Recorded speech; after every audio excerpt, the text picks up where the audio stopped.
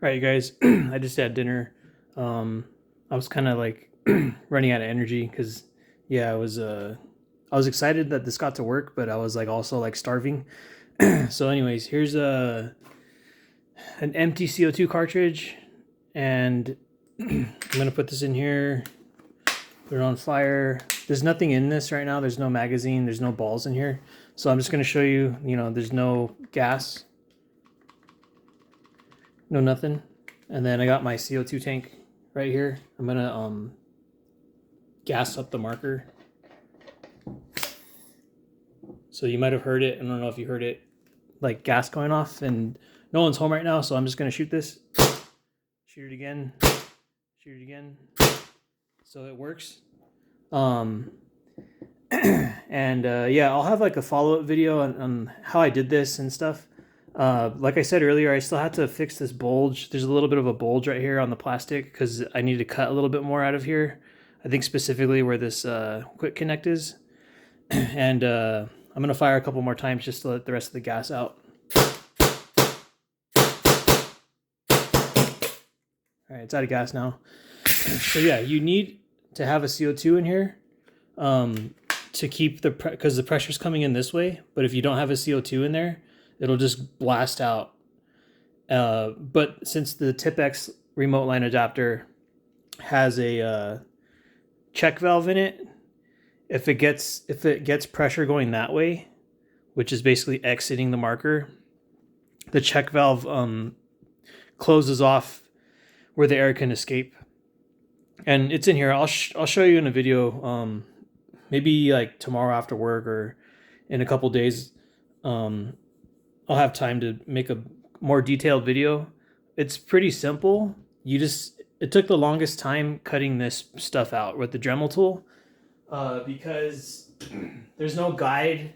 I just kept cutting and then cutting and then looking at how much I cut and then like snapping these two pieces together and then taking off this shell and then cutting more and then putting it back. And I just kept doing that over and over and over for like 3 hours. So it's pretty tedious. It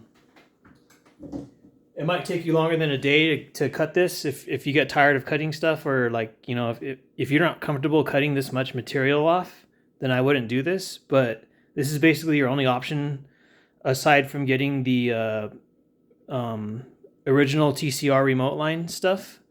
But one piece is like not in stock anywhere. So because it's a discontinued product from Tittman. And Byrna doesn't make these parts. I mean, they might be able to, but like I feel like they're gonna make like a upgraded version with the remote line on it and charge you more money for it.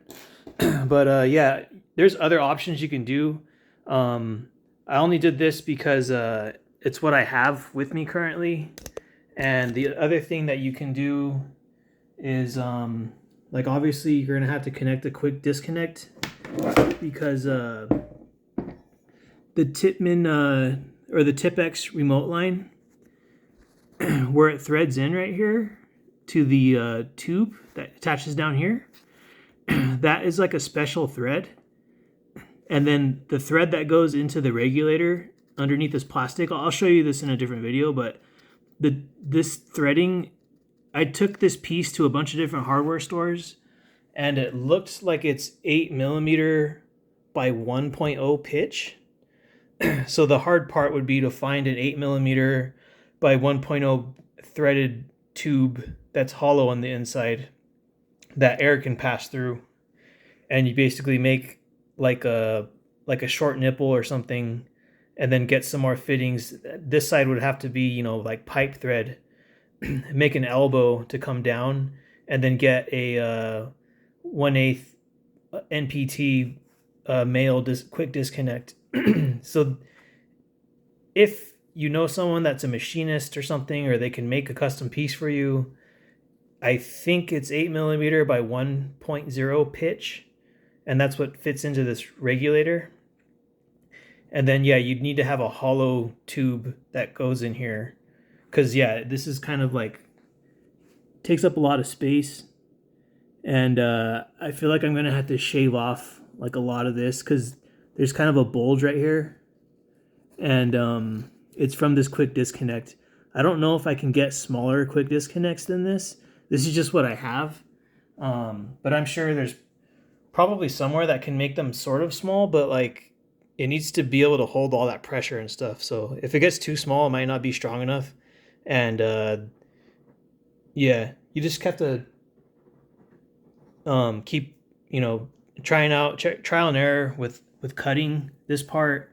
And you definitely need a Dremel tool, because if you use a file or like sandpaper or something, it'll probably take like 5 times longer than what I took.